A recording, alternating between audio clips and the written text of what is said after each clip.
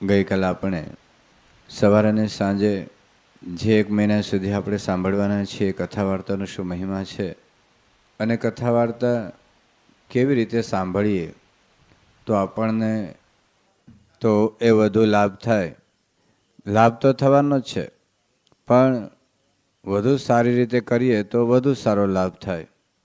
તેની વાત આપણે કરેલી કે સૌ પ્રથમ તો કથામાં બેસીએ, સાંભળીએ, યાદ રાખીએ, થોડુંક સમજવાનો પ્રયત્ન કરીએ અને થોડીક આપણને ચોટ લાગે, કંઈક નિર્ણય કરીએ અને એ રીતે વર્તવાનો થોડોક પ્રયત્ન કરીએ તો ખરેખર એ આપણને સાચો લાભ થાય એવું છે. પંખો ફરતો હોય ત્યાં સુધી 10 મિનિટ સુધી મન ફરતું જ રહે, તો વહેલા આવીએ, થોડીક પ્રાર્થના કરીએ, થોડાક સ્થિર થઈએ કે આજની કથામાં મને સમજાય, મને યાદ રહે, થોડીક અસર થાય, મારું જીવન બદલાય. બદલાવ કોઈ છૂટકો નથી, નક્કી છે. જીવન આજે બદલાય કે લાખ વર્ષે બદલાય, આ જન્મે બદલાય કે લાખ જન્મે બદલાય, બદલાવ કોઈ છૂટકો જ નથી. શ્રીજી મહારાજે સારંગપુરનું 4થું વચરામૃત છે. સારંગપુરના 11મા વચરામૃતમાં પણ જે વાત કરી, અનંત જન્મે થાય એવું નથી. તો આ જન્મે એ આપણું જીવન બદલાય એવો થોડોક નિર્ણય કરીએ, થોડોક કથામાં રસ કેળવીએ. પિક્ચરનું ગાયન એક વખત સાંભળ્યું હોય ને તો ઘણા યુવાનોને યાદ રહી જાય, આખા ડાયલોગ યાદ રહી જાય, કારણ કે એમાં રસ છે. કથામાં થોડોક રસ કેળવીએ ને, અને કેળવાય જો મહિમા સમજાય તો. ગુણાતીતાન સ્વામી એક વાત કરી છે, આપણું ભેજું ગાયબ થઈ જાય ને એવી વાત છે. ગુણાતીતાન સ્વામીએ કહ્યું કે બીજે જે કામ એક કલ્પે થાય છે એ કામ આવા સત્પુરુષની સાનિધ્યમાં, સત્પુરુષની આજ્ઞાથી જે કંઈ સત્કર્મ કરીએ છીએ એમાં એક દિવસમાં થાય. એ કલ્પ એટલે 8 અબજ અને 64 કરોડ વર્ષ કરે. 1,08 અબજ અને 64 કરોડ વર્ષ સુધી કોઈ આવી સાધના કરે અને જે તમને ફળ મળે એ આ સત્પુરુષની સાનિધ્યમાં એક દિવસમાં મળે. તમારા ઘેરે કેલ્ક્યુલેટર હશે, તમે ગણતરી કરજો તો 8 અબજ અને 64 કરોડ વર્ષ બરાબર 24 કલાક. 1 કલાકની 60 મિનિટ અને 1 મિનિટની 60 સેકન્ડ. એનો અર્થ એવો થાય, તમે ગણતરી કરી જોજો, 1 સેકન્ડ બરાબર એક્ઝેક્ટ 1 લાખ વર્ષ થાય. 1 લાખ વર્ષ સુધી કોઈ તપ કરે, લાખ વર્ષનું આપણું આયુષ્ય નથી. આપણું આયુષ્ય 100 વર્ષનું મેક્સિમમ ગણો. અને કોઈ બાળકનો જન્મ થાય ત્યાં સુધી 100 વર્ષની ઉંમરમાં 1000 મનુષ્ય જન્મ સુધી તમે તપ કરો, જપ કરો, દાન કરો, યજ્ઞ કરો, હોમ કરો, હવન કરો, શાસ્ત્રોનું પઠન કરો, અને જે રિઝલ્ટ આવે એ રિઝલ્ટ અહીં 1 સેકન્ડમાં આવે. વિચારજો, 1 સેકન્ડનું રિઝલ્ટ બરાબર 1 લાખ વર્ષની સાધના છે. આ કોઈને ગપ્પુ મનાય ટાઢા પોરના, પણ વાત હકીકત છે. થોડાક વર્ષો પહેલાં ધારો કે તમારા વેવાય એ અમેરિકામાં રહેતા હોય, અથવા તો દીકરાનો મામો અમેરિકા રહેતો હોય, અને એ દીકરાના અહીંયા ગુજરાતમાં નડિયાદમાં લગ્ન હોય, અને એના મામાને એના લગ્નમાં બોલાવવાનો હોય, એના મોટા ભાઈને મોકલે જાતું મામાને બોલાવી લાવ, તારે ચાલતા જવાનું, કંકોત્રી લઈને ચાલતા જવાનું, મામાને ચાલતા અહીં લાવવાના. તો ક્યારે જાય ને ક્યારે આવે? લગ્ન થઈ જાય ને બાળકે થઈ જાય. પણ એ કાગળ અડધી મિનિટમાં અમેરિકા પહોંચી શકે ખરો? પહોંચે? શું વાપરવાનું? ફેક્સ. આજથી 50 વર્ષ પહેલાં કોઈ કીધું હતું કે અડધી મિનિટમાં કાગળ અમેરિકા પહોંચે? કોઈ માનત? 50 વર્ષ પહેલાં આપણને કોઈ કહ્યું હોત કે અહીંથી કાગળ અડધી મિનિટમાં અમેરિકા પહોંચી જાય, કોઈ માનત નહીં. પણ આ સંશોધન છે, તેવી જ વાસ્તવિકતા છે. આ તો સ્પિરિચ્યુઅલ ડિવાઇન ટેકનોલોજી છે. આધ્યાત્મિક એક ટેકનિક છે કે 1,00,000 વર્ષ બરાબર 1 સેકન્ડ. એક શ્રદ્ધાથી, એક વિશ્વાસથી, પ્રીતિ અને આસ્તિક ભાવ રાખીને તમે 1 સેકન્ડ કથા વાર્તા સાંભળો તો 1,00,000 વર્ષ સુધી કોઈ તપ કરે, જપ કરે, દાન કરે, યજ્ઞ કરે, હોમ કરે, હવન કરે કે સમાજ સેવા કરે, 1,00,000 વર્ષ એટલે 1,000 મનુષ્ય જન્મ સુધી કોઈ સાધના કરે, જે ફળ મળે એ ફળ તમને 1 સેકન્ડની કથા વાર્તામાં મળે. 1 મિનિટમાં 60 લાખ વર્ષનું કામ થાય અને 1 કલાકમાં 3600 લાખ વર્ષ. સાંભળજો, 3600 લાખ વર્ષ એટલે 36 કરોડ થાય ને, 36 કરોડ વર્ષ.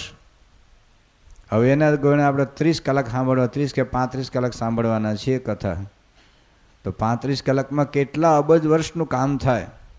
પણ આપણને વિશ્વાસ નથી, આપણને શ્રદ્ધા નથી આવા મોટા પુરુષના વચનમાં. પણ આ ટેકનોલોજી છે. તો 1 સેકન્ડ બરાબર 1,00,000 વર્ષની સાધના થાય. સુભાષભાઈ, 1 સેકન્ડ સભામાં મોડા આવો અર્થ શું થાય? 1,00,000 વર્ષની સાધનાનું નુકસાન થાય. 1 સેકન્ડ તમે સભામાં મોડા આવો એટલે 1,00,000 વર્ષ સાધનાની ખોટ જાય છે. 1 મિનિટ મોડા આવો એટલે 60 લાખ વર્ષની સાધનાની ખોટ જાય છે. આ કેટલી ગજબની વાત છે. તો અહીંયા આપણે જે કરવા બેઠા છીએ બહુ અદ્ભુત કામ છે. તો એની વાત આપણે કથા વાર્તાની વિશેષ કરેલી. ઉપનિષદોમાં 2 માર્ગ બતાવવામાં આવ્યા છે. કઠોપનિષદમાં એક પ્રેયનો માર્ગ છે, લૌકિક માર્ગ છે, ભૌતિક માર્ગ છે. એક શ્રેયનો માર્ગ છે. પ્રેયનો માર્ગ અને શ્રેયનો માર્ગ, આ 2 માર્ગ છે શાસ્ત્રોમાં બતાવ્યા છે. પ્રેયનો માર્ગ એટલે લૌકિક માર્ગ, ભૌતિક માર્ગ, જે નોકરી, ધંધા, વેપાર અથવા લોકની મોટપ, સત્તા, સંપત્તિ, ડિગ્રી, કીર્તિ, આબરૂ, પ્રતિષ્ઠા માટે જે માણસ પ્રયત્ન કરે છે, પુરુષાર્થ કરે છે, વિષય ભોગવવા માટે જે માણસ ઝંખના કરે છે, એ પ્રેયનો માર્ગ છે. શ્રેયનો માર્ગ એટલે આત્માની મુક્તિનો માર્ગ છે. આત્માને પરમાત્માની સાક્ષાત્કારની અનુભૂતિનો માર્ગ છે. સમગ્ર માનવજાતનો ઇતિહાસ આપણે જોઈએ તો વિશ્વનો મોટા ભાગનો વર્ગ પ્રેયને માર્ગે જઈ રહ્યો છે. વિષય ભોગવવા માટે, લૌકિક મોટપ, લૌકિક પ્રતિષ્ઠા, કીર્તિ, કંઈક નામના મેળવવા માટે બહુ બધા મનુષ્યનો વર્ગ એ તરફ દોડી રહ્યો છે. બહુ જ ઓછો વર્ગ આ માયા ઉપર પગ મૂકીને, પ્રલોભનને ઠોકરે લગાવીને આ ભગવાનને માર્ગે ચાલ્યો છે. કારણ કે ભગવાનનો માર્ગ કેવો છે? હરિનો માર્ગ છે શુરાનું, નહીં કાયરનું કામ જોને. અધ્યાત્મનો માર્ગ એ શૂરવીરનો માર્ગ છે. કઠોપનિષદમાં લખ્યું છે કે ક્ષુરસ્ય ધારા નિશિતા દુરત્યયા દુર્ગમ પથસ્તત કવયો વદંતી. અધ્યાત્મનો માર્ગ એ અસ્ત્રાની ધાર ઉપર ચાલવા જેવો માર્ગ છે. પરંતુ એ માર્ગ ગયા વગર છૂટકો નથી. એની વાત આપણે પહેલે જ દિવસે કરેલી. તો અધ્યાત્મનો માર્ગ ગુણાતીતાન સ્વામી વાતમાં લખ્યું છે કે ભગવાન ભજ્યા વગર કોટી કલ્પે છૂટકો થયો નથી. ભગવાન ભજ્યા વગર કોટી કલ્પે છૂટકો થયો નથી.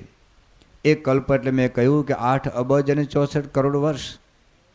તો એના ગુણ્યા કરોડ એટલે કેટલા અબજ વર્ષ થયા? તો કોટી કલ્પે પણ ભગવાન ભજ્યા વગર છૂટકો થયો નથી. તો ક્યારે ભજવા છે? આપણને કોઈ દવા હોય, આપણને રોગ હોય અને ડૉક્ટર આપણને દવા આપે, એક ઇન્જેક્શન આપે, ટેબ્લેટ લેવાનું કે આ દવા તમે આજે શરૂ કરો તો ભલે, 1,00,000 વર્ષ પછી શરૂ કરો તો ભલે, અથવા 25 વર્ષ પછી શરૂ કરો તો ભલે. તો દવા ક્યારે શરૂ કરીએ? આજે. કેમ?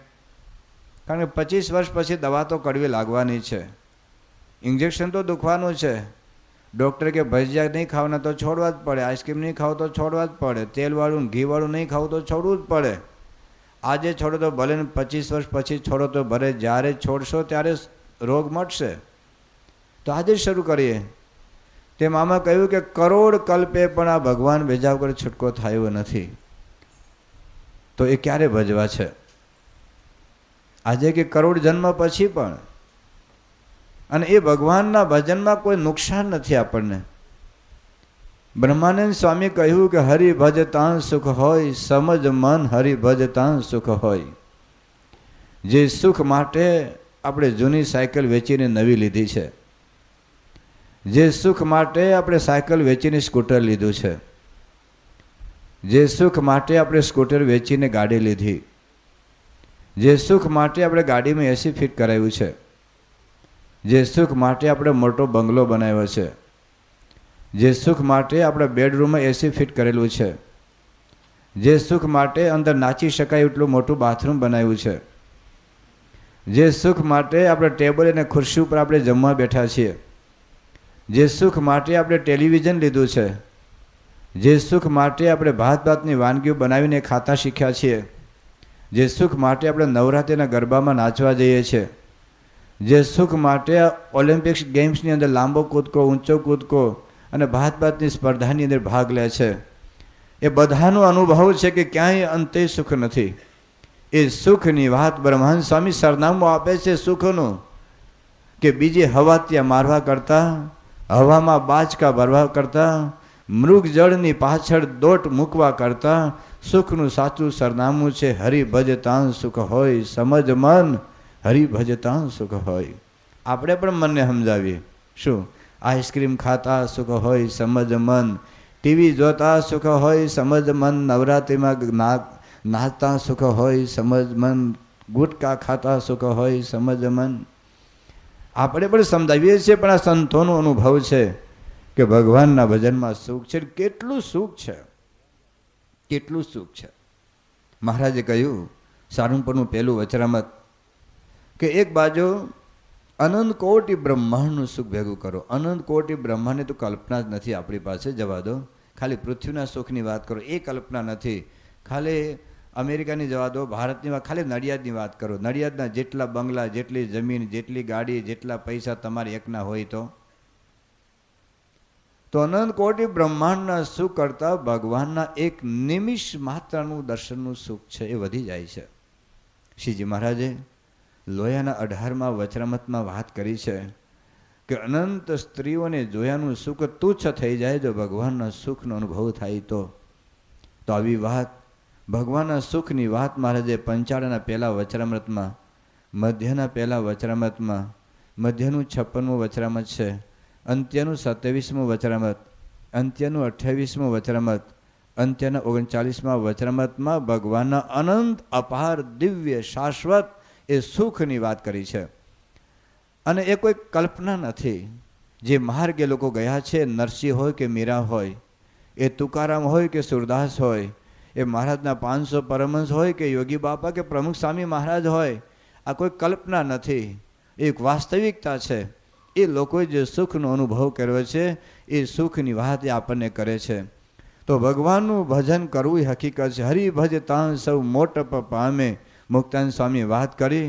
આ લૌકિક મોટપ માટે હમણાં ચૂંટણી આવે છે, તમે જોજો. લૌકિક મોટપ માટે માણસ શું કરે છે. એક ગિનીઝ રેકોર્ડ બુકમાં પોતાનું નામ લેવા માટે લોકો આખી જિંદગી પુરુષાર્થ કરે છે. લાંબા કૂદકા માટે, ઊંચા કૂદકા માટે, એક દોડવાની સ્પર્ધા માટે. એ ગિનીઝ બુકમાં નામ આવે માટે લોકો કેટલા લાંબા નખ રાખે છે. એમ નખ કેવી રીતે હૂતો હશે, કેટલા વાળ લાંબા રાખે છે. અરે તમે ગિનીઝ બુકમાં રેકોર્ડ જુઓ ને, એટલા ચિત્ર વિચિત્ર ભયંકર રેકોર્ડ હોય છે. પણ એક પોતાની નામના માટે કોઈ જિંદગીમાં પૃથ્વી પર 6 અબજ માણસની વસ્તીમાંથી કેટલા લોકો ગિનીઝ બુક વાંચતા હશે અને વાંચીને ભૂલી જતા હોય છે લોકો. પણ છતાં એક લૌકિક કીર્તિ માટે માણસ શું નથી કરતો. પણ એ છતાંય સુખનો અનુભવ નથી થતો. એ તમે કિંગ સોલોમનને પૂછો, કે માઇકલ જેક્સનને પૂછો, કે માઇકલ એન્જલોને પૂછો, એલેક્ઝાન્ડર ધ ગ્રેટ સમ્રાટ સિકંદરને પૂછો, નેપોલિયનને પૂછો, રાવણને પૂછો, રોકફેલરને પૂછો, બિલ ગેટને પૂછો, કે તમને ને મને પૂછો. ભૌતિક માર્ગની અંદર ગયેલાને કોઈ દિવસ ક્યારેય શાશ્વત અને કાયમી સુખ નથી. થોડી વાર જ્યારે ભોગવે ત્યારે આનંદ આવે, પછી ઉતરેલી કઢી જેવું મોઢું થઈ જાય છે. જ્યારે બીજી બાજુ અધ્યાત્મનો માર્ગ એવો છે કે ગમે તેવા દુઃખમાં, ગમે તેવી વિટમણામાં, ગમે તેવી મુશ્કેલીમાં, ગમે તેવા અપમાનની અંદર એને અખંડ સુખનો અનુભવ થયો છે. તો ભગવાનનું ભજન કરવું એ આવો નિર્ધાર છે. પણ ભગવાનનું ભજન તો આપણે કરીએ છીએ, પ્રમુખ સ્વામી મહારાજે કરે છે. તો શું ખામી છે કે ભગવાનનું ભજન કરતા હોવા છતાં આપણને સુખ નથી આવતું? આ ભગવાનના દર્શન કરીએ છીએ છતાં સુખ નથી આવતું, કઈ ખામી છે? શ્રીજી મહારાજે પ્રથમના 27મા વચનામૃતમાં એક વાત કરી છે કે ભગવાનને ભજવાની ઈચ્છા તો સર્વેને છે. ભગવાનને ભજવાની ઈચ્છા તો સર્વેને છે, પણ સમજણમાં ખામી છે. આ પૃથ્વી ઉપર 6 અબજ માણસની વસ્તી છે. એમાંથી 1 અબજ નાસ્તિક છે, જેને ભગવાનની જરૂરિયાત નથી. 5 અબજ આસ્તિક છે, એમાં 2 અબજ જેટલા ખ્રિસ્તીઓ છે, 1 અબજ જેટલા મુસ્લિમો છે, 85 થી 90 કરોડ જેટલા હિન્દુઓ છે, અને એમાં તમે ભાતભાતના સંપ્રદાયો, ભાતભાતના મઠ અને હજારો ગુરુઓ છે. નિષ્કળ સ્વામી એક વાત કરી છે કે જ્યાં આવ્યો જેને બળતું ત્યાં ભળી થયા ભગત, એવા ભગતે બ્રહ્માંડ ભર્યો તે પણ જાણવી વિગત. જ્યાં આવ્યું જેને ભળતું ત્યાં ભળી થયા ભગત, એવા ભગતે બ્રહ્માંડ ભર્યું તે પણ જાણવી વિગત. લોકોને ભગવાનને ભજવાની અનેક પ્રકારની માન્યતા હોય છે, અનેક પ્રકારની એની પોતાની મન ઘડંત એવા જુદા જુદા તરંગો હોય છે. ઘણા એવું કે જન સેવા એ જ પ્રભુ સેવા, દરિદ્ર નાની સેવા.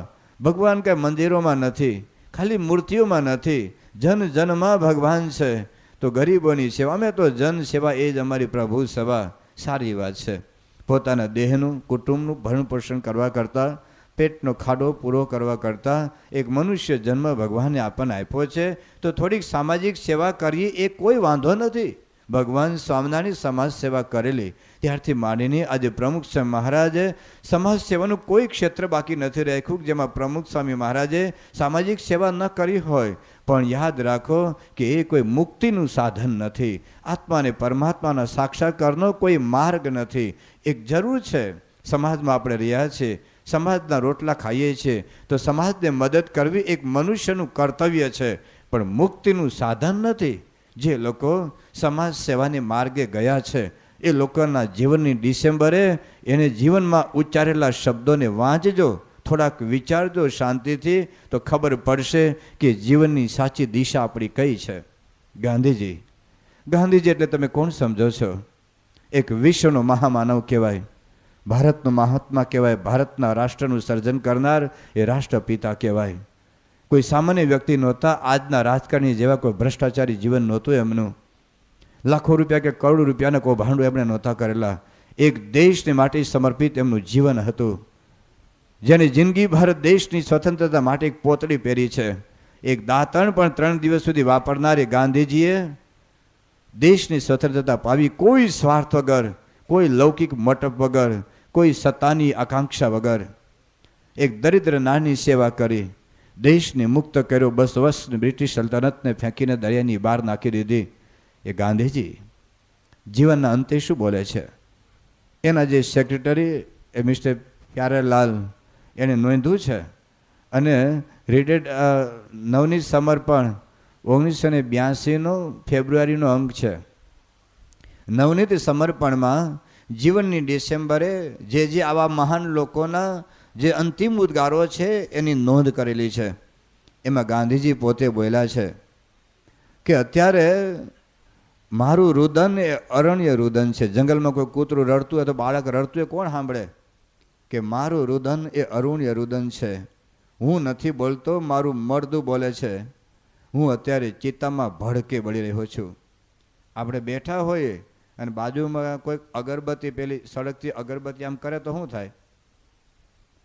ચિત્તામાં ભડકે બળી રહ્યું છું. ગાંધીજી જોઈ લો, અત્યારે ચિત્તામાં ભડકે બળી રહ્યો છું. કેટલો અજંપો હશે, કેટલી અશાંતિ હશે, કેટલો ઉદ્વેગ હશે, કેટલો ખાલીપો હશે. તમે જોઈ લો એનું જીવન. કવિ નર્મદ 60 વર્ષની જ્યારે એનો ષષ્ઠી પૂર્તિ ઉત્સવ ઉજવાતો હતો, સમાજની બહુ સેવા કરેલી, સમાજની ઘણી સુધારણા કરેલી, એને ઘણું બધું સાહિત્યની સર્જન કરેલું.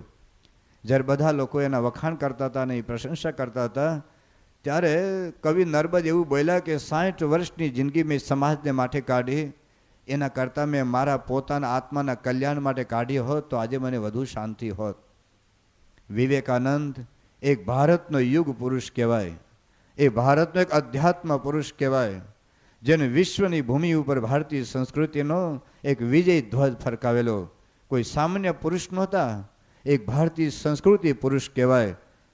એવા મહાન પુરુષને એક દિશા સૂચિ દરિદ્ર નારાયણની રામકૃષ્ણ પરમહંસને ટકોર કરેલી કે દરિદ્ર નાની સેવા એક સાચી વાત છે, પણ પહેલાં આત્માનું કલ્યાણની વાત છે, પહેલાં મોક્ષની વાત છે, આત્માની પરમાત્માની સાક્ષાત્કારની સાધના પહેલાં કરવાની છે. પરંતુ વિવેકાનંદને ભારતની ગરીબી જોઈને વિચાર આવ્યો કે મારે ભારતની ગરીબી દૂર કરવી છે, મારે ભારતના દરિદ્ર નારાયણની મારે સેવા કરી છે. એને દરિદ્રમાં નારાયણ દેખાયા, જેમ ગાંધીજીને દરિદ્રમાં નારાયણ દેખાયા. એણે સેવા કરી, ખૂબ સેવા કરી, સમગ્ર જીવન સમાજ માટે, ગરીબો માટે એને સમર્પિત કર્યું, કોઈ સ્વાર્થ વગર, કોઈ માન અને મોટપ, આબરૂ અને પ્રતિષ્ઠા વગર. પણ જીવનની ડિસેમ્બરના એના 2 પત્રો છે. એની એક શિષ્ય હતી મિસિસ મેરી, અમેરિકાની એની શિષ્ય હતી. વિવેકાનંદના જે 10 ભાગ, 10 કે 9 ભાગ છે, એમાં છેલ્લો ભાગ એમાં એના પત્રોનો સંગ્રહ છે. આ કોઈ ગપ્પુ નથી મારતો, વાસ્તવિકતા છે. તમારી લાઇબ્રેરીમાં જો હોય તો જોઈજો. વિવેકાનંદના 10 કે 9 ભાગ છે, એમાં છેલ્લો ભાગ પત્રોનો સંગ્રહ છે. એની અંદર એ પોતાની શિષ્ય મેરીને પત્ર લખે છે કે આ જગત કેવું સ્વાર્થી છે. સાંભળજો, આ જગત કેવું સ્વાર્થી છે કે આપણા શરીરમાંથી એક રતલ માંસ ના આપીએ તો કોઈ રોટલાનું બટકું આપે એવું નથી. હવે મેં જગતની ચિંતા છોડી દીધી છે, હવે મેં ભારતની ચિંતા છોડી દીધી છે, હવે મેં ગરીબોની ચિંતા છોડી છે, હવે મૂર્ખામીમાં દિવસો પસાર કરવા માટે મારી પાસે સમય નથી. હવે હું સ્વાર્થી બન્યો છું મારા આત્માના કલ્યાણને માટે, મારા મોક્ષને માટે. કારણ કે આખી જિંદગીમાં એક પણ ક્ષણ, સાંભળજો, એક પણ ક્ષણ સાચી શાંતિનો અનુભવ થયો નથી. છેલ્લા 2 વર્ષ તો માનસિક નરકમાં બેઠો હોવ એવું મને અનુભવ થયો છે. એવા 2 પત્રો છે, વાંચજો. વિવેકાનંદ કલકત્તાના માતાજીના મંદિરમાં જઈને બોલેલા કે માં, રડતા રડતા બોલે કે માં, આજે તારો બાળક તારે ખોળે પાછો આવ્યો છે. વિમલા ઠક્કરનું પુસ્તક છે, એમાં વાંચજો આ કે માં, આજે તારો બાળક તારે ખોળે પાછો આવ્યો છે. આ સમાજ સેવા મારી અહંકારની ભાષા હતી. આ સમાજ સેવા એક મારા અહંકારની ભાષા હતી. જોઈ લો, આવા તો સેંકડો હજારો છે. આવો પસ્તાવો નરસિંહ મહેતાને નથી થયો, આવો પસ્તાવો મીરાબાઈને નથી થયો, આવો પસ્તાવો તુકારામને નથી થયો, આવો પસ્તાવો એ સુરદાસને નથી થયો, આવો પસ્તાવો 500 પરમહંસો યોગી બાપા કે પ્રમુખ સ્વામી મહારાજને નથી થયો. તો જન સેવા સાચી વાત છે, પ્રમુખ સ્વામી કરે છે, પણ મુખ્ય જો ભૂલી જવાય ભગવાન, ભગવાન ભૂલી ગયા તો પૂરું થઈ ગયું. તો એકચ્યુઅલી સાધના શું છે? તો ઘણા તપ કરવા જાય છે, સાચી વાત છે, તપ કરો એની ના નથી. હિમાલયમાં હાડ ગાળવા જાય, સાચી વાત છે. ગિરનારમાં કોઈ સાધના કરી, સાચી વાત છે. અમદાવાદમાં એક ભાઈએ કંઈક 416 દિવસનો ઉપવાસ કેવળ ગરમ પાણી ઉપર કરેલા, સાચી વાત છે. થોડાક દિવસ પહેલાં કંઈક છાપામાં ફોટો આવેલો, એક મહાત્મા કંઈક 65 વર્ષ સુધી અન્ન અને પાણી લીધું નથી. સાચું ખોટું ભગવાનને જાણે. પણ ઘણી બધી લોકો આવી સાધના કરતા હોય છે, સાચી વાત છે. કેટલાક તપ કરે છે, કેટલાક ત્યાગ કરે છે, ઘર બહાર છોડીને જંગલમાં જતા રહે છે, સારી વાત છે. કેટલાક ધ્યાન કરે છે. હમણાં ઘણા યોગાનું ચાલે છે, બહુ યોગા સેન્ટર.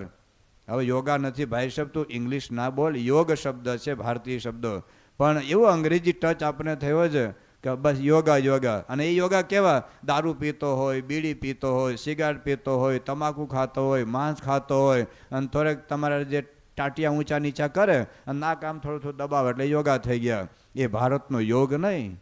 અને પરદેશની સંસ્કૃતિ ત્યાં તો એટલું બધું યોગાનું ચાલુ છે. ભારતનો કોઈ પણ મહાત્મા ત્યાં જઈને લાખો કરોડો ડોલર કમાય એવી એક ધંધો છે, બિઝનેસ છે યોગા સેન્ટરનો. ધ્યાનનો એક ધંધો થઈ ગયો છે, બિઝનેસ થઈ ગયો છે. કેટલા રૂપિયા, લાખો રૂપિયા ફી લઈને આખા ભારતમાં ચાલે છે ધ્યાનના બધી શિબિરોને એ દ્વારા પૈસાનું કલેક્શન.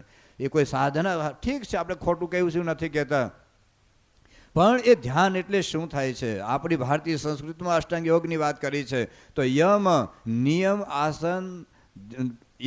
આસન ધ્યાન, યમ નિયમ આસન પ્રાણાયામ પ્રત્યાહાર, ધ્યાન ધારણા અને સમાધિ. તો ધ્યાનની શરૂઆત યમથી થાય છે, નિયમથી થાય છે. એ દારૂ પીતા પીતા, ગુટકા ખાતા ખાતા, જ્યાં ત્યાં ફાંફા મારવા કરતાં કરતાં, એ વ્યભિચાર કરતાં કરતાં ધ્યાન ના થાય. યમ નિયમ પછી તો આસન આવે છે. આ તો યમ નિયમ પાડવાનું, ટાટિયા ઊંચા નીચા કરવાનું, થોડાક યોગ શીખવાડે, આસન શીખવાડે, એ કંઈ યોગ થઈ જતો નથી. પણ કદાચ કોઈ કરે તો સારી વાત છે, ખોટી વાત નથી. પણ એ ભગવાનનો માર્ગ જુદો છે. તો તપ બરાબર છે, ત્યાગ બરાબર છે. તીર્થયાત્રા, 4 ધામની યાત્રા કરવા જાય. હમણાં શ્રાવણ મહિનામાં જોજો, એ ભાતની યાત્રા કરવા જાય, પણ બીડીને ઠૂઠા ભેગા લઈને જાય. 17 વખત ગંગામાં નાહ્યો હોય તો ગુટકા તો ખાતો હોય, દારૂ તો પીતો હોય, ઘેરે તો ઝઘડતો જ હોય. તો તીર્થયાત્રા બરાબર છે, ભગવાનની સ્મૃતિ થાય, પણ એ કોઈ જીવનની કોઈ સાચી સાધનાઓ નથી.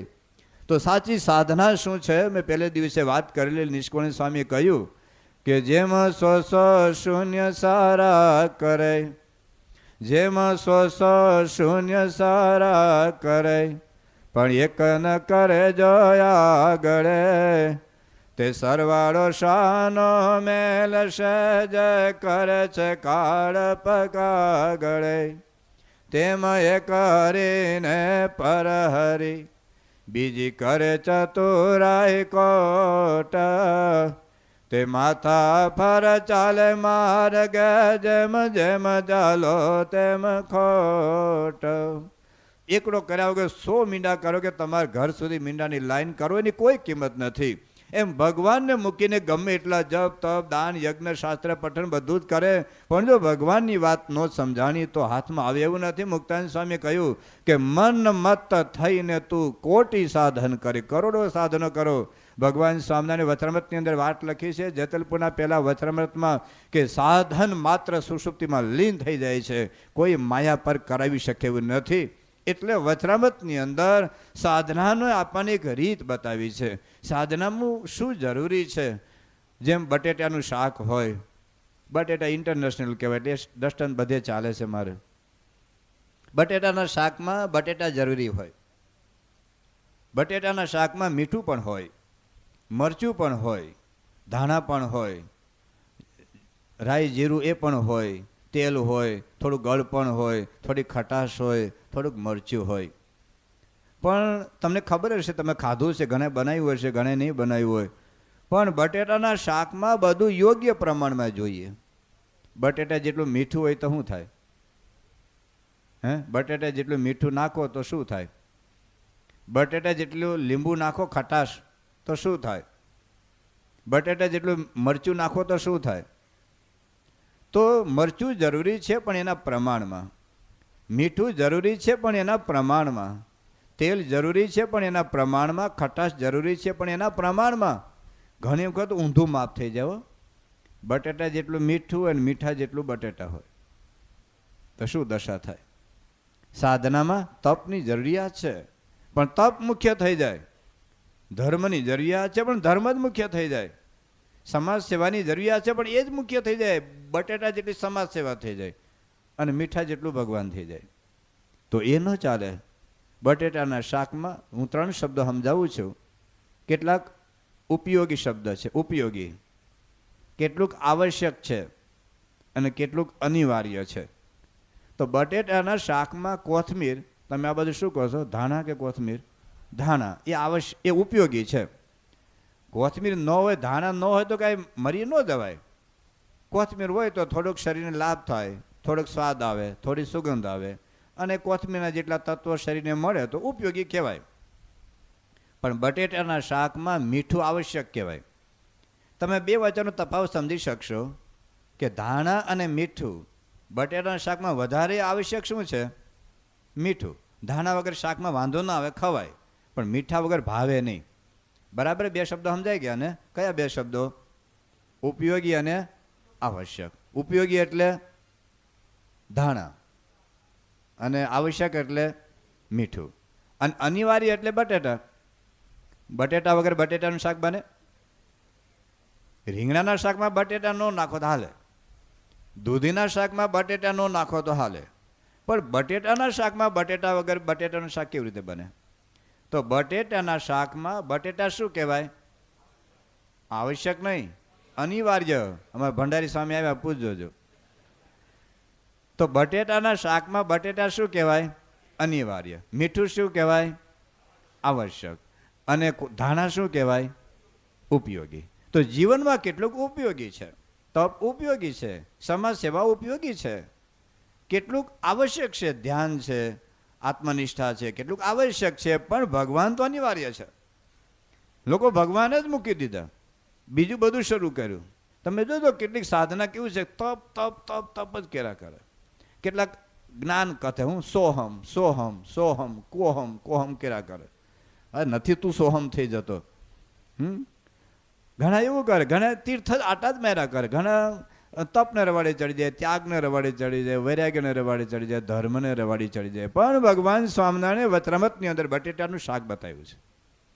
બટેટાના શાકમાં કેટલુંક ઉપયોગી છે, કેટલુંક આવશ્યક છે, કેટલુંક અનિવાર્ય છે. વચરામૃત ગ્રંથ એટલે તમે અદ્ભુત અદ્ભુત અદ્ભુત. ગુણાતીતાનંદ સ્વામી કહ્યું કે વચરામૃત સિવાય બીજે માલ મનાય તો મોહ જાણવો, કારણ કે સાધનાનું સ્પષ્ટ પિક્ચર આપણને વચરામૃતમાં આપ્યું છે.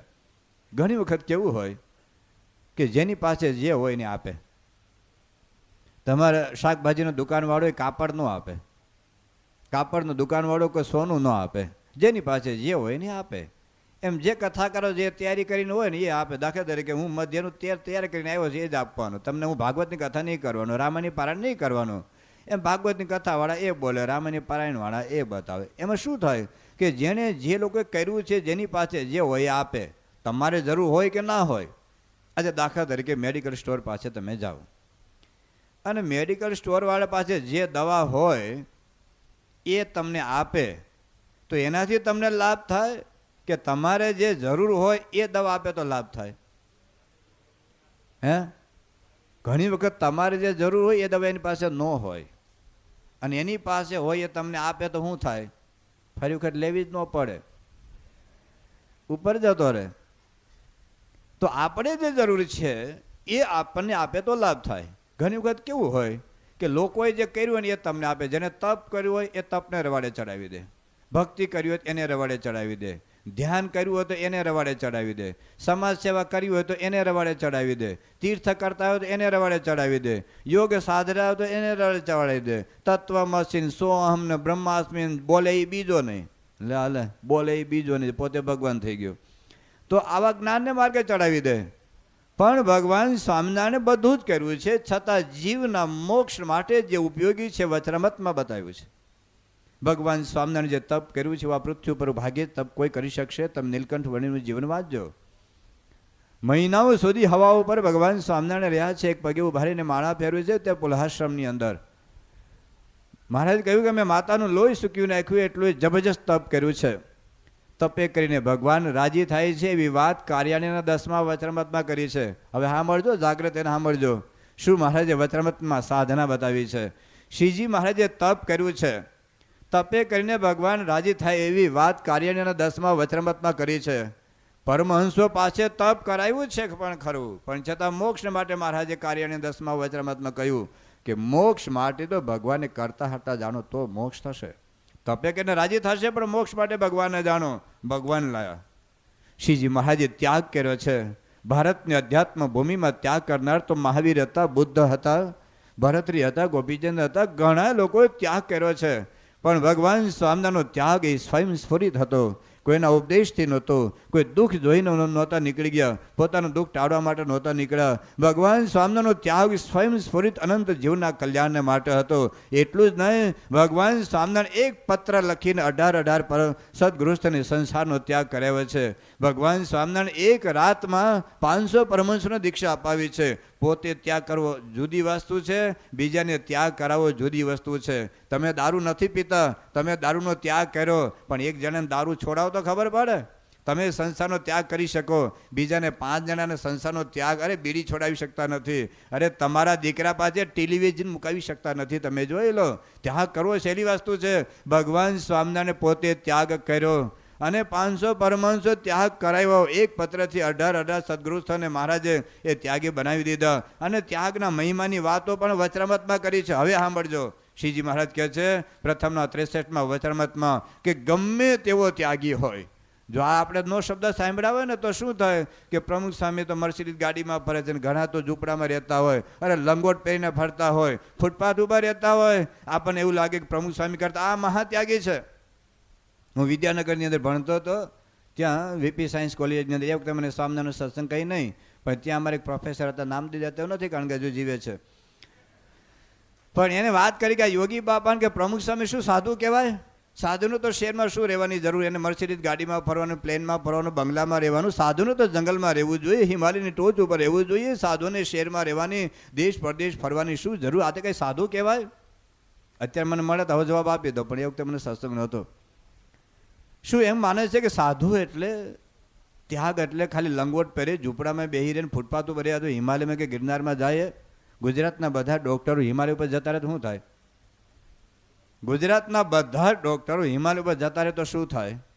તો જેમ સમાજમાં ડૉક્ટરની જરૂરિયાત છે, સમાજમાં એન્જિનિયરની જરૂરિયાત છે, સમાજમાં કેટલાકની જરૂરિયાત નથી તો નાકાન વગર નાટા માર્યા કરે છે, તો સંતની જરૂરિયાત તો સમાજમાં વધારે છે. એનું નથી કે સંત જંગલમાં રહે એ સાધુ કહેવાય. જો કેવલ ફૂટપાથ ઉપર રહેવાથી અને સાધુ કહી શકતા હોય તો ભારતમાં 20 કરોડ માણસો એવા છે જે ઝૂંપડામાં રહે છે, ફૂટપાથ ઉપર રહે છે. એક ટંક પૂરતું સારું ખાવાનું મળતું નથી. કોઈ બાળક, કોઈ યુવાન હોય ને જન્મટીપની સજા થાય તો બાળ બ્રહ્મચારી ના કહેવાય. સમજી ગયા? જાગો છો ને બધા? કોઈ યુવાન હોય અને જેલમાં જવાનું થાય, 20 વર્ષ જેલમાં રહે તો બાળ બ્રહ્મચારી ના કહેવાય. મિયાભાઈ મોડું કેમ ખાય છે? કે મીઠું નથી એટલે. તો એવા તો ભારતમાં કરોડો માણસો ત્યાગીઓ છે. ભારતમાં 20 કરોડ માણસો એવા છે ને જે તમે છાશ ખાવશો એ છાશ મળતી નથી, અરે કેસર કેરી તો જોવા નથી મળતી. તમે જુઓ, ભીખ માગી માગીને જિંદગી પૂરી કરીએ તો એ બધા ન મહાત્યાગી કહેવાય? તો ત્યાગીની વાત જુદી છે. શ્રીજી મહારાજે લખ્યું કે મહાત્યાગી હોય પણ ભગવાનનો જો નિશ્ચય ન હોય તો કલ્યાણ થવું અતિ કઠણ, કલ્યાણ થાય જ નહીં. પંચાળાના 7ની અંદર એ પણ એ જ કરી છે, મહાત્યાગી હોય. પ્રથમના 63માં ગમે તેવો ત્યાગી હોય. મધ્યના 13માં વચરામૃતમાં ભગવાન સ્વામિનારાયણ કહે છે કે તમે ગમે એટલો ત્યાગ રાખશો, ગમે એટલો. અરે ભરતજી રાજ્યનો ત્યાગ કરીને જંગલમાં ગયા હતા, પણ શેમાં બંધાયા? એ જંગલમાં મૃગ ઉછેર કેન્દ્ર ખોલવા ગયા હતા.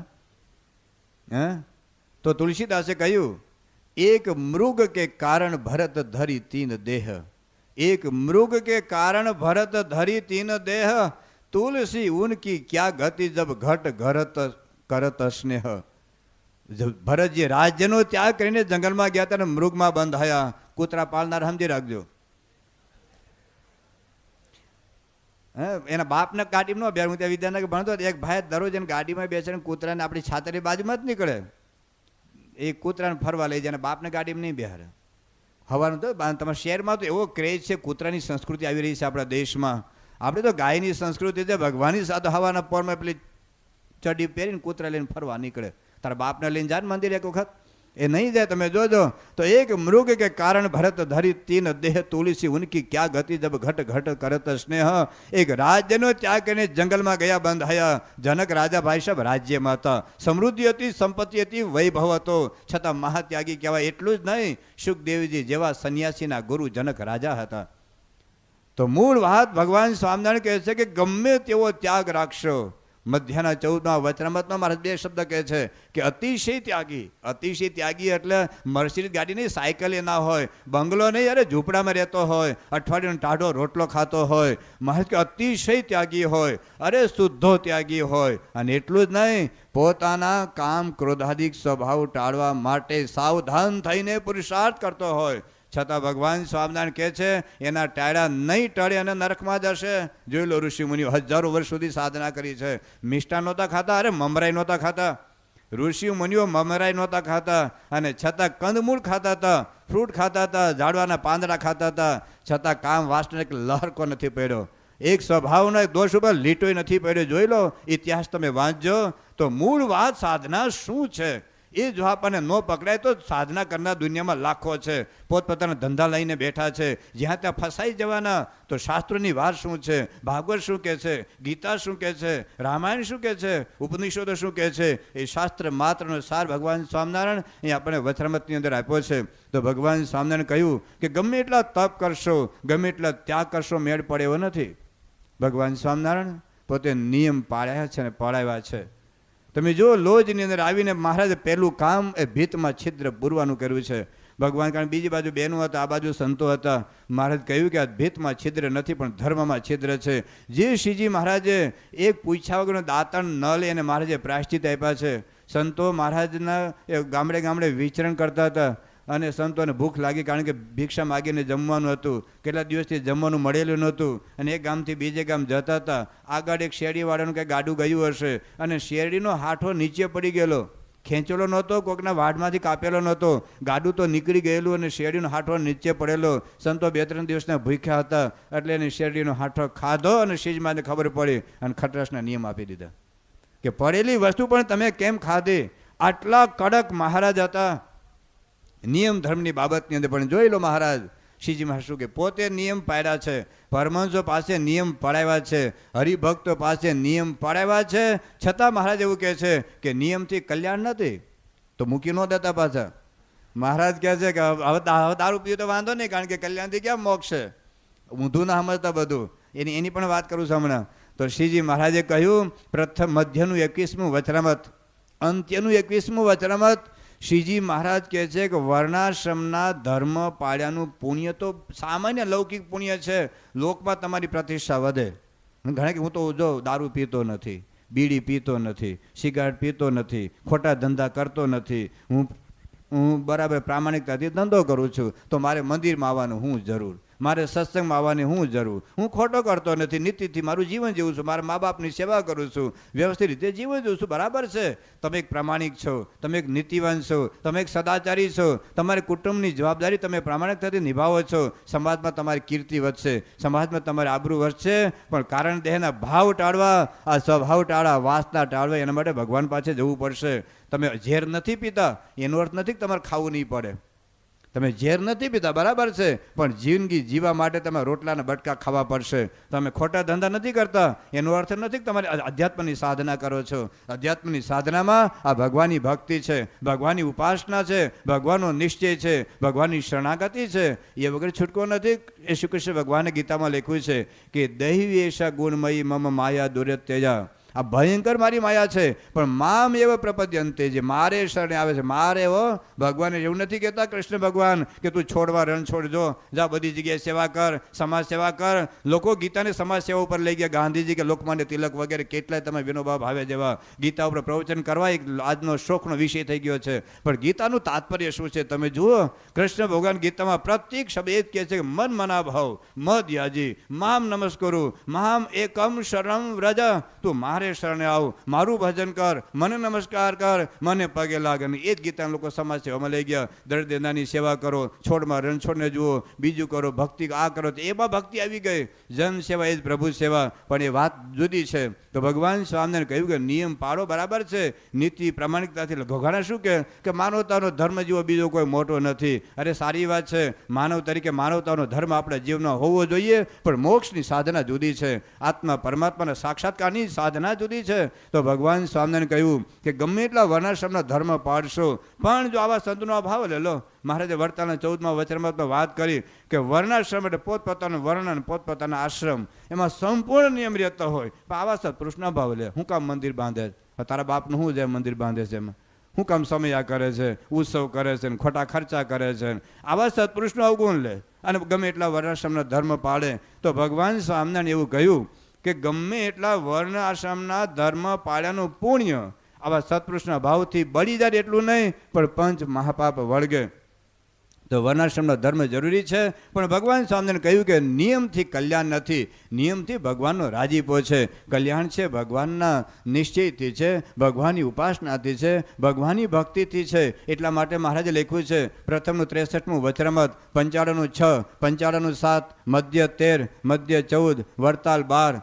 એટલા વચરામૃતમાં મહારાજે કહ્યું કે કદાચ કોઈ કુસંગે કરીને અથવા તો કોઈ પ્રારબ્ધ વર્ષે કરીને પગ કદાચ લપસી જાય, કોઈ પણ ડાયો માણસ હોય તો પગ તો લપસી જાય, કદાચ નિયમ ધર્મ ચૂકી જવાય, પણ જો ભગવાનનો આશરો હશે, ભગવાનની નિષ્ઠા હશે, તો જે ભૂલ થઈ છે એ તો પ્રાયશ્ચિત કરીને પણ સુધરી શકાય, ભગવાનને પ્રાર્થના કરીને પણ છૂટકો થઈ શકે, પણ જો નિશ્ચયમાં ખામી હશે તો કોઈ કાળે કલ્યાણ નહીં થાય. જો ભગવાન સામે નિયમતા ઘણા બતાવ્યા છે, ગાડા વગરનું પાણી ન પીવું એ પણ એક નિયમ છે, સામાન્ય નિયમ છે બધા, પણ મુખ્ય નિયમ ભગવાન સામનાની વાત છે સ્ત્રી પુરુષની મર્યાદા. ત્યાગી ત્યાગીની રીતે, ગ્રહસ્થ ગ્રહસ્થની રીતે, બંને માટે સ્વામિનારાયણ સંપ્રદાયની ઉજળા શાને લીધે છે? સ્વામિનારાયણ સંપ્રદાયની શોભા એ આપણા સ્ત્રી પુરુષની મર્યાદાને લીધે છે. ગ્રહસ્થની રીતે ગ્રહસ્થ, ત્યાગીની રીતે ત્યાગી. એટલા માટે ભગવાન સ્વામિનારાયણ મધ્ય 13માં વચરામૃતમાં, મધ્યના 33માં વચરામૃતમાં એક ગજબની વાત કરી છે. શ્રીજી મહારાજે કહ્યું કે કોઈ પણ ત્યાગી ગ્રહસ્થ અને નિષ્કામ ધર્મમાં ખામી છે એવી અમને ખબર પડે તો અમારું મન ઉદાસ થઈ જાય છે. કેટલું ઉદાસ થાય? સંતને કંઈ ખામી છે તો અમને એટલું બધું દુઃખ થાય છે.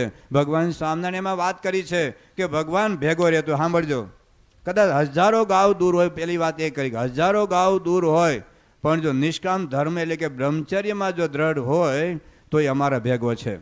ગ્રહસ્થની રીતે ગ્રહસ્થ રીતે સંપૂર્ણ ત્યાગ નથી, એક નારી સદા બ્રહ્મચારીની વાત છે, પણ ગ્રહસ્થના નિયમ આપ્યા છે કે પોતાની મા બેન દીકરી સામે પણ ધારીને જોવું નહીં. મધ્ય 35માં તો નવરાત્રિના ગરબેમાં જવાય, નક્કી તમે કરજો.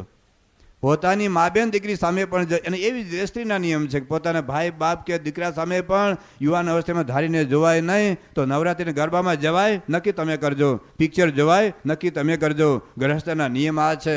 તો ભગવાન સ્વામિનારાયણે કહ્યું, અને એવી રીતે અમારે તો ત્યાગીનો તો 8 પ્રકારનો નિયમ છે. તો આ રીતે મહારાજ કહ્યું કે એના જેમાં સેજ પણ ખામી હશે તો અમારા ભેગો રહેતો હશે. સાપમાં હો, ભગવાન સ્વામિનારાયણ ભેગો રહેતો હોય તો કે લાખ ગાવ દૂર છે, ભેગો રહેતો હોય તો લાખ ગાવ દૂર છે, અને 1000 ગાવ દૂર હોય તો મારા ભેગો છે. આટલી બધી નિષ્કામ ધર્મ બાબતમાં મહારાજ આગ્રહ રાખ્યો છે. એક પણ સંત હરિભક્તને ભૂલ પડે તો મહારાજે ચાંદ્રાના વ્રત આપ્યા છે, એટલું એને પ્રાયશ્ચિત આપ્યું છે. આવા ભગવાન સ્વામિનારાયણ શું કહે છે? હવે વાંચજો 55નું 7મું વચરામૃત. શ્રીજી મહારાજ કહે છે કે ઉર્ધ્વ રહેતા નૈષ્ઠિક બ્રહ્મચારી હોય. ઉર્ધ્વ રહેતા એટલે જાગ્રત કે સ્વપ્નમાં વીર્યનું સ્ખલન ન થયું હોય, એને કોઈ દિવસ મનમાં કામનો સેક્સનો સંકલ્પ ન થયો હોય, આવો ઉર્ધ્વ રહેતા નૈષ્ઠિક બ્રહ્મચારી હોય. પણ જો ભગવાનના સ્વરૂપને જાણવામાં આ પ્રકારનો કંઈક સંશય રહી ગયો તો મહારાજ કહે છે એનું કલ્યાણ નહીં થાય. ભગવાનને જો તમે નહીં સમજો તો મહારાજ કહે છે એનું કલ્યાણ નહીં થાય. તો જો તપને મહારાજ ઉડાડ્યું, મોક્ષ માટે તપ જરૂરી છે, ઉપયોગી છે, પણ અનિવાર્ય નથી. ઉપયોગી એટલે મીઠું, તમારે એ દ્રષ્ટાંત દરરોજ આવશે. ઉપયોગી એટલે મીઠું જરૂરી છે, પણ એ અનિવાર્ય નથી. ત્યાગ બરાબર છે, નિયમ ધર્મ બરાબર છે. આત્મનિષ્ઠાની વાત જોઈ લો. શ્રીજી મહારાજે પોતાના અખંડ આત્માનું અનુસંધાન હતું. મહારાજ એક પણ ક્ષણ આત્માનું વિસ્મરણ થતું નથી. મધ્યના 35માં વચરામૃતમાં વાત કરી, પણ સાથે સાથે આત્મનિષ્ઠાની જરૂરિયાત પણ બતાવી. શ્રીજી મહારાજ પેલા હરિજન છોકરાને કીધું બોલ હું આત્મા છું, આત્મા છું, આત્મા છું. 100 વખત એને માટે બોલાવ્યું, અને પરમહંસોને પણ કહી દીધું કે એક વાત કહું માનો તે આપણે આત્મા નહીં દેહ, માનો ચૈતન્ય રૂપ તમારું, દેહ દુઃખ રૂપ તે ન્યારું. તમે આત્મારૂપ માનો. કેટલી બધી સાધનાઓ કરાવ્યા પછી એ મહારાજને કહે છે, પેલા મહારાજે એવું કહ્યું કે પછી નાથ કહે સંત શુરા, આમાં કોણ કઠણ વ્રતે પૂરા, જેવા છે આ આત્માનંદ, એવા હોતે બોલો મુનિંદ. પછી સંત ઉઠ્યા જોડી હાથ, જેમ કહો તેમ કરીએ નાથ, કહો તો મટકું ન ભરીએ મીટે, કહો તો ન જમીએ પેટે, કહો તો પીવું તજી દયે પાણી, રહીએ મૌન ન બોલીએ વાણી, કહો તો છદીએ છાદનનો સંગ, રહીએ હિમમાં ઉગાડે અંગ, કહો તો બેસીએ આસન વાળી, નવ જોઈએ આ દેહ સંભાળી, એમ હિંમત છે મન માયા, તમે કહો તે કેમ ન થાય. કેવી તૈયારી હશે પરમહંસની! જો શું કહે છે? કહો તો મહારાજ મટકું ન ભરીએ મીઠી, એક સખત જોઈ રહીએ. કહો તો અન્ન ન જમીએ પેટે, આપણે તો ગુટકા મૂકીએ તો સારું છે. કહો તો પીવું તજી દઈએ પાણી, અરે બીજું ના પીએ તો બરાબર છે. કહો તો રહીએ મૌન ન બોલીએ વાણી. કહો તો તજીએ છાદનોનો સંગ, કપડાં કાઢીને હિમાલયની અંદર ઉઘાડે રંગે રહીએ. મહારાજ કહો તો બેસી આસન વાળી, નવ જોઈએ આ દેહ સંભાળી. એમ હિંમત છે મન માય, તમે કહો તો કેમ ન થાય. એમ બોલ્યા જ્યારે મુનિ જાના, સુણી પ્રભુજી થયા પ્રસન્ન. કહે નાથ સુણો સાધુ શૂર, એ તો અમને જણાય જરૂર. તમે કહ્યું તે સર્વે સાચું, બીજા માયા પણ નથી કાચું. એક એકથી અધિક છો તમે, એવું જરૂર જાણ્યું છે અમે. મહારાજ કે તમે ગપ્પા નથી મારતા, સાચું છે. ઘણી વખત આપણે બોલીએ ખરા કે બાપા તમારા માટે શું ન થાય, બધું થાય. એક ટેલિવિઝન ના મુકાય, બીજું બધું જ થાય. પણ એ પરમહંસો કહે છે કે મહારાજ, અને મહારાજ પણ બોલ્યા કે તમારી વાત સાચી છે, એક એકથી અધિક છો તમે, એવું જરૂર જાણવું છે અમે. પણ એક વાત કહો માનો તે, આપણે આત્મા નહીં દેહ. માનો ચૈતન્ય રૂપ તમારું, દેહ દુઃખ રૂપ તે અન્યારું. આટલી આત્મનિષ્ઠાની ભાર મહારાજે મૂક્યો છે.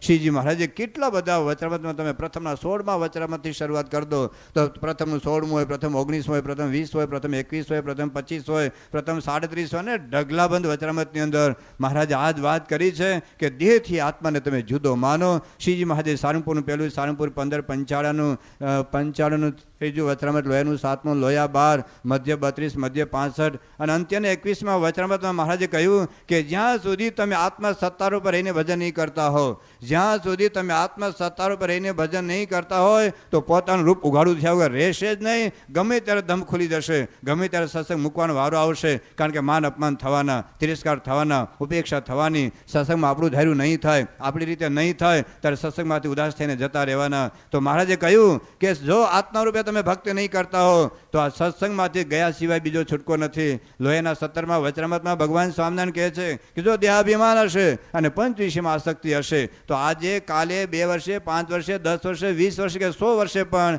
એ સત્સંગ મૂકવો પડશે. એ સ્તુતિ કરતો હતો, નિંદા કરતો થઈ જશે. આટલી બધી વાત મહારાજે આત્મનિષ્ઠાની કરી છે. છતાં જોઈ લો હવે આ શ્રીજી મહારાજની કમાલ છે. શ્રીજી મહારાજ કે આત્મનિષ્ઠાથી કલ્યાણ નથી. જોઈ લો આ મહારાજ ઘણા કે સોહમ કરે, હું આત્મા છું, હું આત્મા છું. કર, સારી વાત છે. પણ મહારાજ કહે છે કે આત્મનિષ્ઠાથી કલ્યાણ નથી. પ્રથમનું 61મું વચરામત અને મધ્યનું 35મું વચરામત. મહારાજ કહે છે કે સામાન્ય ખાબોચિયું તરવું હોય, તળાવ તરવું હોય, સ્વિમિંગ પુલ તરવો હોય, અથવા તો નાનું તમે પેલે ટ્યુબના ટાયરથી વગેરે તરી શકાય. પણ ભવસાગર તરવો હોય તો ત્યાં ન ચાલે. કોઈ પણ બાહુબળ વાળો ભવસાગર તરી શકતો નથી. ત્યાં મહારાજ કે નાગો બાવો હોય કે ગ્રહસ્થ હોય, એને પણ વાહનની જરૂરિયાત પડે. આજના જમાનામાં પ્લેનની જરૂરિયાત પડે. તો ભવસાગર છે, ભવસાગરમાં આત્મનિષ્ઠાથી તરી શકાયું નથી. મહારાજ કે એ જગ્યાએ ભગવાનની નિષ્ઠા, ભગવાનનો આશરો, ભગવાનની ઉપાસનાની જરૂરિયાત છે. જો મહારાજે તપને ઉડાડ્યું ત્યાં મોક્ષની બાબતમાં ઉપયોગી ખરું, પણ મોક્ષમાં તપ ગૌણ છે, ત્યાગ ગૌણ છે, વૈરાગ્ય ગૌણ છે. વૈરાગ્યની વાત પણ મહારાજે મધ્યના 7મા, અંત્યના 1માં, પ્રથમના 73મા વચરામતમાં વાત કરી છે. પણ વૈરાગ્યથી આત્માનું કોઈ કલ્યાણ નથી. આગળ વાત કરી મહારાજે કે નિયમને પણ મહારાજે ગૌણ કરી દીધા. બીજી બાજુ એમાં પણ બ્રહ્મચર્યને ગૌણ કર્યું, એમાંય પણ આત્મનિષ્ઠાને ગૌણ કર્યું. અને હવે જો મહારાજ જેના જગતમાં જેનો ભાર છે બહુ ધ્યાન કરે. ઘણા મને શું કહે સ્વામી કે તમને શું દેખાય? મને તે જ દેખાય છે, અહીં દેખાય છે, અહીં દેખાય છે. મને 3 કલાક ધ્યાન થાય છે. સ્વામી તમને કાંઈ દેખાય છે? હું કહું હા. હું કે તું અત્યારે મને તું દેખાય છે, અહીંથી જતો રહે તો મને બીજું બધું દેખાતું બંધ થાય. તો લાગે એમ કે 3 કલાક ધ્યાન થાય છે. આપણે કેવું અમને 6 કલાક ધ્યાન થાય છે. આજના 9 થી રાતના જેટલા વાગે 6 કલાક, 7-8 કલાક અમને ધ્યાન થાય છે. બરાબર છે, ધ્યાન ખોટું નથી, ઉપયોગી છે. પણ એને રવાડે ચડી જવાય. બીજી ભગવાનની વાત મૂકી દે. આમ થોડુંક ધ્યાન કરે ને આમ કરે લાગે કે શાંતિ થઈ છે. પણ કે કારણ દેહના ભાવ ટાળવા જુદી વસ્તુ છે. તો એ વાત લખી છે શ્રીજી મહારાજ લખ્યું કે યમ નિયમ આસન પ્રાણાયામ પ્રત્યાર ધ્યાન ધારણા અને સમાધિ, એવી સમાધિ તો આ પૃથ્વી ઉપર બહુ થોડાને થઈ છે. શ્રી કૃષ્ણ ભગવાન કહો કે ગોપાલ સ્વામી કહો કે મહારાજ કહો, બહુ લોકોએ અથવા તો ચાંગદેવ વગેરે થોડા ઘણાએ આ અષ્ટાંગ યોગની સમાધિ કરી છે. પણ શ્રીજી મહારાજની કમાલ જુદી છે. શ્રીજી મહારાજ કહે છે અંત્યનું પહેલું વચરામત, વરતાલનું 17મું વચરામત અને વરતાલના 20મા વચરામતમાં વાત કરી છે કે નિર્વિકલ્પ સમાધિથી વાસનાના બીજ બળતા નથી.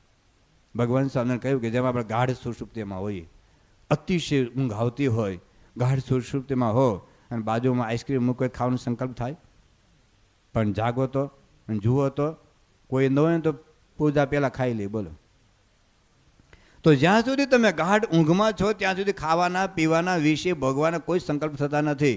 પણ જાગો એટલે એ પછી વિષયમાં વલખા એની પાછળના પ્રયત્નો થાય. એમ જ્યાં સુધી સમાધિમાં હોય ને ત્યાં સુધી બરાબર, સમાધિમાં બહાર નીકળો એટલે પ્રશ્નો થવાના જ. આ મોટા મોટા ઋષિ મુનિઓ સમાધિ જ કરતા હતા. અરે રાફડા થઈ ગયા છે, હું તું 3 કલાકના ધ્યાનની પાસે ચોટી પડ્યો છે. રાફડા થઈ ગયા છે. રાફડા ક્યારે થાય? મામા હલન ચલન ન કરતો હોય તો રાફડો થાય ને એની પર. 1000 વર્ષની સાધના. અરે પાણીમાં સાધના કરી છે પેલા સૌભરી ઋષિ, પાણીમાં કે માયા દેખાય નહીં, જગત દેખાય નહીં. ત્યાં માસ્ટર મૈથુન જોયું, આ તો રહી ગયું અને બહાર આવીને માંધાતા રાજાની 50 કન્યાને પરિણામ. આ સ્વભાવ ટાળવાની વાત જુદી છે, કારણ દેહના ભૂક્કા બોલાવવાની વાત જુદી છે. એટલા માટે ભગવાન સ્વામિનારાયણ કહ્યું કે નિર્વિકલ્પ સમાધિ એટલે શું કહો છો તમે? મહારાજ કે વર્તાનું પહેલું વચરામત અને મધ્યના 14મા વચરામતમાં મહારાજ કહ્યું કે ભગવાનનો નિશ્ચય એ જ નિર્વિકલ્પ નિશ્ચય છે. ભગવાનનો નિશ્ચય એ જ નિર્વિકલ્પ સમાધિ છે. શ્રીજી મહારાજ આ જ વાત લોયાના 12મા વચરામતમાં અને પ્રથમના 40મા વચરામતમાં વાત કરી છે. ટૂંકમાં એટલું વાત આપણે સમજ્યા કે ભગવાનને સમજાવ વગર છૂટકો નથી. શ્રીજી મહારાજ એક વચરામતમાં વાત કરી છે, પ્રથમનું 56મું વચરામત, કે કેટલાક દેવતા થાય છે, કેટલાક પરમપદને પામે છે, કેટલાક સિદ્ધ થાય છે ઇત્યાદિ. જે કંઈ મોટપને પામે છે તે ભગવાનની ઉપાસનાને બળે કરીને પામે છે, પણ ઉપાસના વગર કોઈ વાત સિદ્ધ થતી નથી. એટલા માટે મહારાજે પ્રથમના 63મા વચરામતમાં વાત કરી છે કે ભગવાનને તત્વે કરીને જાણે તો બીજું કંઈ જાણવાનું રહેતું નથી, બીજું કંઈ કરવાનું રહેતું નથી. ઉપનિષદમાં શિષ્યએ ગુરુને આ જ પ્રશ્ન પૂછ્યા છે કે કસ્મિન્નું ભગવો વિજ્ઞાતિ સર્વમ ઇદમ વિજ્ઞાતમ ભવતી હતી, કે હે ગુરુદેવ, એવું કયું જ્ઞાન છે? કસ્મિન્નું ભગવો વિજ્ઞાતે સર્વમ ઇદમ વિજ્ઞાતમ ભવતી હતી. એવું કયું જ્ઞાન છે કે જે જ્ઞાન જાણવાથી દુનિયા માત્રના જ્ઞાનની કોઈ અપેક્ષા ન રહે? અને એ આ છે અથા તો બ્રહ્મ જિજ્ઞાસા. એ બ્રહ્મ પરબ્રહ્મનું જ્ઞાનની ઈચ્છા, એની ઝંખના, એની પાછળનો પુરુષાર્થ એ જરૂરી છે. તો વચરામતની અંદર સમગ્ર સાધનનો એકડો કહો તો એ ભગવાન છે. બીજા સાધનો ઉપયોગી ખરા, આવશ્યક ખરા, પણ અનિવાર્યની દ્રષ્ટિએ બટેટાના શાકમાં જેમ બટેટા એમ સાધનામાં ભગવાન છે. એ ભગવાનની વાત શ્રીજી મહારાજ આ મધ્યના 13મા વચરામતની અંદર કરવાના છે. ભગવાનની વાત ઘણી બધી થાય છે. આકાશમાં રહેલા ભગવાનની વાતો થાય છે. રામ ભગવાન થઈ ગયા એની વાતો ચાલે છે. કૃષ્ણ ભગવાન થઈ ગયા એની વાતો ચાલે છે. કેટલીક દેવીઓ થઈ ગયા, કેટલાક દેવતાઓ થઈ ગયા. ભારતમાં 33 કરોડ દેવતાની વાતો ચાલે છે. એ બધી જ વાત સાચી છે, કોઈ વાત ખોટી નથી. હનુમાનની વાત સાચી છે, ગણેશજીની વાત સાચી છે. કોઈ માતાજીની ભક્તિ કરતા હોય તો સાચું છે. રામ ભગવાનનું ભજન ખોટું નથી, કૃષ્ણ ભગવાનનું ભજન ખોટું નથી. પણ ભગવાન સ્વામિનારાયણ અહીંયા એ કહેવા માગે છે કે આકાશમાં રહેલા ભગવાન તો ઓળખાય છે, પણ પ્રગટ ભગવાનને ઓળખવાના છે. કોઈ કહે હરિ હો ગયે, કોઈ કહે હરિ હોવન હાર, મુક્ત પ્રગટ की पीछ बिन भटकत सब संसार. કારણ કે મુક્તાનંદ સ્વામીએ કહ્યું કે પરોક્ષથી ભવતણ પારયાવે નહીં, પરોક્ષથી ભવતણ પારયાવે નહીં, વેદ વેદાંત કહે સત્યવાણી. પરોક્ષની વાત સાચી છે, એ ખોટું નથી. હમણાં અંધારું થાય રાત્રે અને બધા ઊભા થઈ અને એક પગે માળા ફેરવે, સૂર્યનારાયણ સૂર્યનારાયણ સૂર્યનારાયણ, તો પ્રકાશ થાય. ઘેર ઘેર સૂર્યનો ફોટો ટીંગાડી દો તો અને થાય તો લાઇટ બિલ ભરીએ. ઓમે ઘણાય નથી ભરતા, આમ સીધું દોરડું નાખે. તમે જોજો એમાં જો ફોટાથી જો લાઇટ થાય તો કોઈ લાઇટ બિલ ભરે નહીં. ભારતમાં કરોડો રૂપિયા કહું ભાંડો આમાં જ ચાલે છે, મોટી મોટી ફેક્ટરીઓના. અહીં તો બધા સારા સજ્જન માણસો બેઠા છે એટલે ના નહીં હોય. પણ મૂળ વાત એ છે કે પ્રગટ સૂર્યની જરૂરિયાત છે. જેમાં પ્રગટ રવિ મળે જ્યારે રે, જાય તમ બ્રહ્માંડનું ત્યારે રે, જેમ પ્રગટ જળને પામી રે, જાય પ્યાસીની પ્યાસ તે વામી રે, જેમાં પ્રગટ અન્નને જમે રે, અંતર જઠરા જાળવી રમે રે, તેમાં પ્રગટ જોઈએ ભગવાન રે, ત્યારે જનનું કલ્યાણ નિદાન રે. ગંગા નદીનો ફોટો તમે ખેતરમાં મૂકી દો ને તો કે ડાંગર ન વવાય. વવાય? ફોટામાં તો પાણી હાલે નહીં, વિડીયોમાં તો પાણી હાલે. વિડીયો પાડ દો ને તો દુકાળ પડે જ નહીં. ચાલે એવું? અહીં અન્નકૂટ થાય છે? થાય છે ને અન્નકૂટ? કેટલી વાનગીઓ બને છે ભંડારી? નવા ભંડારી છે પણ કેટલી વાનગીઓ? 400-500 બનતી હશે, બરાબર ને? હવે અહીં 500 વાનગીમાં બહુ તમને મજા નહીં પડે. પણ શિકાગોમાં ગયા વખતે 2200 વાનગીઓનો અન્નકૂટ હતો. કેટલી? 2200 વાનગીઓનો અન્નકૂટ હતો અને એ લોકો ત્યાં ફોટોગ્રાફ પાડેલો છે. તો ફોટોગ્રાફ તમે મંગાવી લેજો, તો પ્રકાશમાં પણ આવેલો છે. અને મોટો બનાવી દેવાનો, પાછું લેમિનેશન જેથી કરીને બગડે નહીં, કારણ કે કાંઈ વાપરવાનું ના પડે. એટલે મોટો બનાવી દેવાનો, લેમિનેશન બનાવી દેવાનું. પછી દરરોજ સાંજે, બપોરે, સવારે જમવા બેસો ત્યારે થાળીમાં મૂકવાનો. અને તમારા ભાણિયા ભત્રીજા, નાના દીકરા દીકરી હોય ને આજુબાજુ બેસો, લે બેટા ખા, જો ગુલાબજાંબુ છે, મોહનથાળ છે, શ્રીખંડ છે. તમારા ઘરના જિંદગીમાં 2200 જાતની વાનગીઓ બનાવી દેવાના નહીં, નથી જ બનાવી દેવાના. અને 2200 જાતની વાનગીઓ તમારે જ્યારે જે અને જેટલું ખાવું એટલું ખાઈ શકો. ભૂખ ભાંગે? જેમાં પ્રગટ અન્નને જમે રે, જઠર અંતર જઠરા જાળવી રમે રે. અરે અઠવાડિયાનો જૂનો ટાઢો બાજરાનો રોટલો હોય ને તોય ભૂખ ભાંગે.